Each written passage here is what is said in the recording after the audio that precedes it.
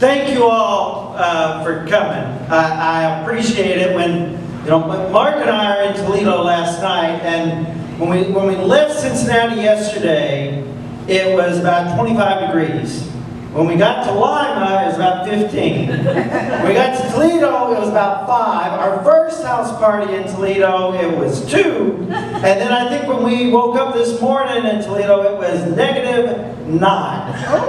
And at that point, I told Mark, I don't know, is it actually going to happen in Norwalk? Would you reach out to the organizers? And here we are. So I'm glad everybody is here. Thank you for being here. Yeah. A round of applause to everybody for showing up. I understand we are having this conversation at an unusual time in American history. And so the way I'd like to start is by everybody just taking a moment to themselves and thinking of something that you're proud of that America has done or built. We'll take about 30 seconds. Think of something you're proud of in American history that we have done or built. Some people say Yosemite, the Affordable Care Act, Medicare. You can take it in whatever direction you want.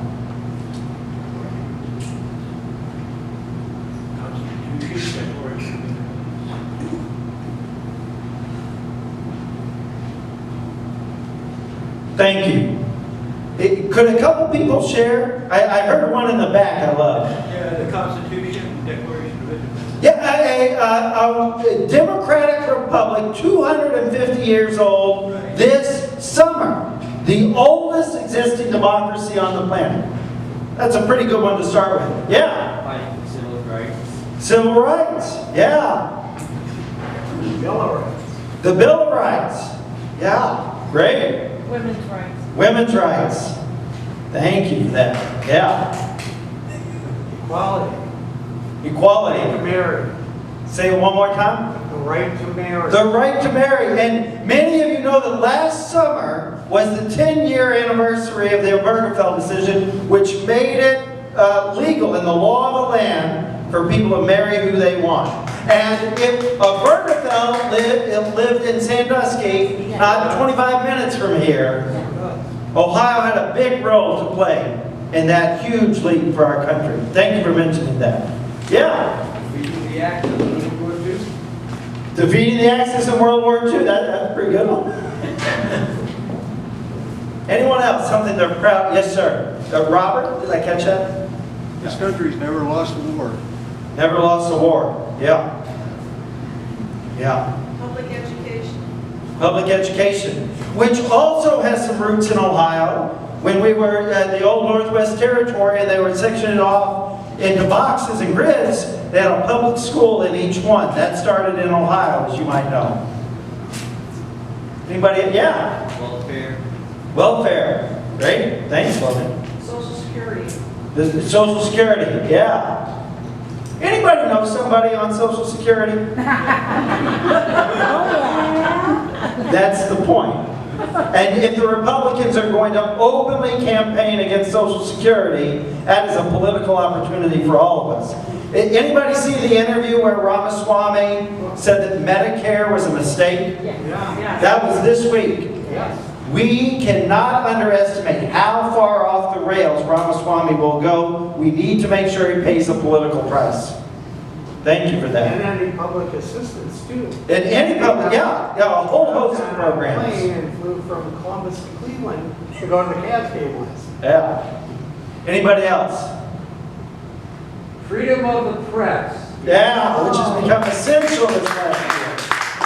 And, I'll say I'm running for Secretary of State. It was only a little ways from here where a couple months after our Secretary of State torpedoed an independent redistricting commission with dishonest ballot language, that the chair of the Republican Party of Ohio, in a room he didn't know had a journalist in it, said that confusing Ohio voters was a pretty good strategy. And the next day, because we had a local journalist who showed up and was doing their job, they published it in the local paper. But thank you for starting that way. I know that's not the most conventional way to start one of these, so I want to describe why right now in our country I wanted to start that way. 3 reasons. Number one, if what we've lost over the last 40 years is an argument, it's the most important argument, is the old Reagan one.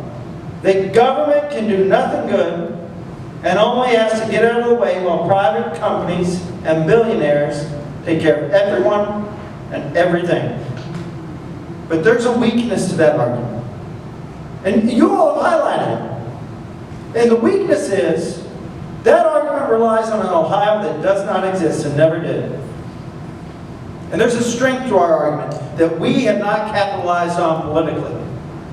And that's that there is no community in Ohio where we need to go and invent a reality. We need to go and ask people about their lives. Now, where do their kids go to school? 9 times out of 10 in Ohio, it is a public school. When their aunt got pneumonia and was in the hospital for antibiotics, what kind of insurance was she on? Was it Medicare? Medicaid? VA benefits?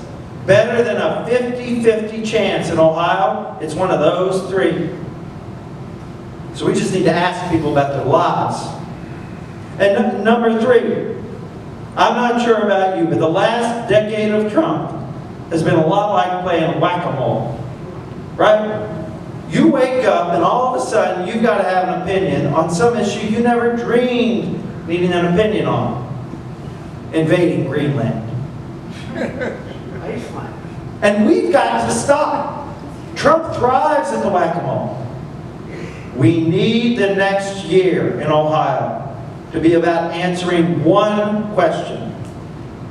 What does it look like if for the first time in 20 years the people of Ohio give Democrats power? And not what does it look like in Washington. What does it look like in our schools, our hospitals, our clinics, our roads? What does that look like? And I believe the whole election will hinge on do most Ohioans see themselves in the stories we tell about that future. So thank you for starting like that. My name is Bryan Hambley. I'm a leukemia doctor in Cincinnati, doing the most natural thing in the world, running for Secretary of State. Now, I understand it is not a conventional job for a leukemia doctor, so I want to take 6 or 7 minutes and describe why my wife Jan and I decided to do it, and then I'd love to get your questions or your comments. But Jan and I have had a conversation that I imagine many of you have had with loved ones, and it goes something like this. Now, what comes next in Ohio's democracy? Right? What comes next? After a decade of chaos, poor leadership, what comes next? What can all of us do to make it the best possible future? Now, what can we do to bring more communities in Ohio up, let fewer people in Ohio down? Now, I'm reminded in my day job, everybody cares about the health of themselves and their communities. 2 years ago, I had a patient, young single mother from far southern Ohio, just outside of Portsmouth, went to her local hospital with a nosebleed. Only to be told she had leukemia. She had to come to Cincinnati, 2 hours, by ambulance, sirens blaring. When I walked into her room, this woman was scared. But she wasn't just scared of the leukemia.